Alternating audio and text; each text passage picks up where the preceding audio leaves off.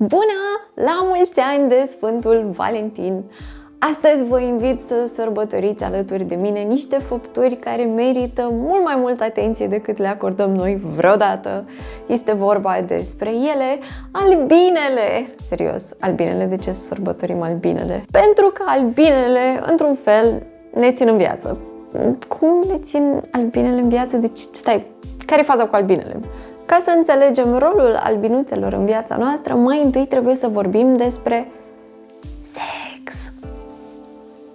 Când două plante se iubesc sau când o plantă hermafrodită se iubește pe ea însăși, anterul masculului ar dori să își împrăștie polenul pe stigmatul feminin. Dar distanța îl împiedică. Nicio problemă! Vine Cupidon în ajutor, deghizat sub forma unei albinuțe care zboară din floare în floare pentru a se hrăni cu nectar. Zburând din floare în floare, le și polenizează, ajutând plantele să se reproducă și să producă semințe, care mai târziu devin papa bun pentru noi.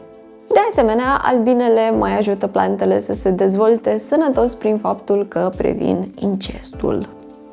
Cam o treime din tot ce mâncăm se datorează acestor polenizatori, iar noi continuăm să cultivăm plante care au nevoie de ele, însă populația lor este în declin. De ce?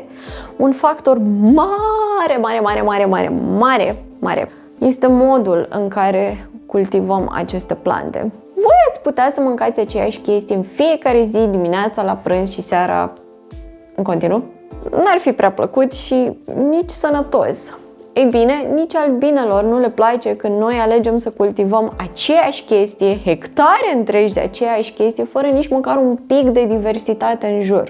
Lipsa de diversitate în alimentație le afectează sistemul imunitar și le face mai vulnerabile la paraziți și la pesticide.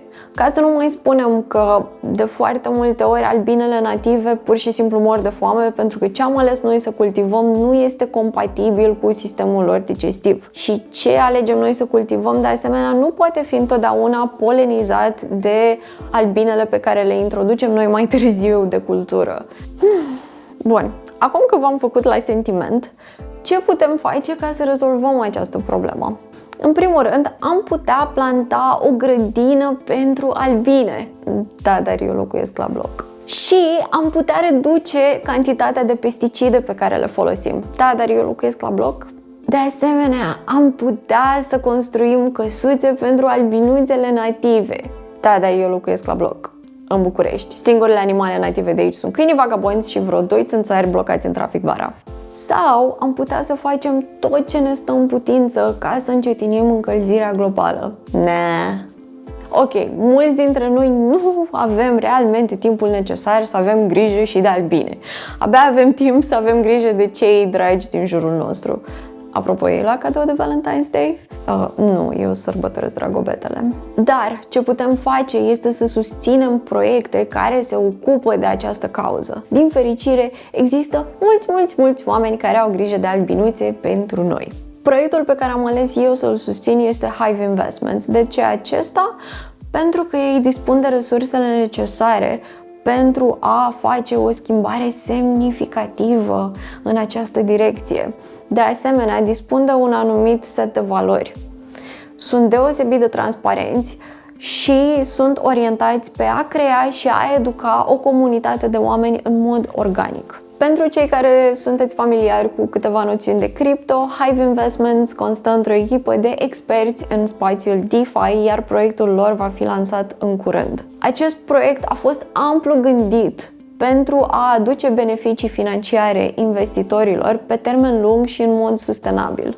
Da, poți să faci bani ajutând albinuțe. Deși proiectul încă nu a fost lansat, Hive Investments au creat un mare zumzet pe Twitter, unde susținători și-au atașat la nume .hive urmat de o albinuță pentru a-și exprima entuziasmul și a-și arăta susținerea față de acest proiect. Dacă articolele lor de Medium vă inspiră, așa cum au inspirat și pe mine, pentru că, apropo, nu am niciun fel de afiliere cu Hive Investments, pur și simplu m-au convins și cred în acești oameni, Vă invit alături de mine să susținem acest proiect.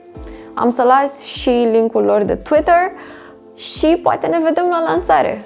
Până atunci, un Valentine's Day cât mai drăgăstos și cât mai albinăros. Sper că acum aveți o apreciere și mai mare pentru aceste făpturi și vă urez o zi minunată. La revedere!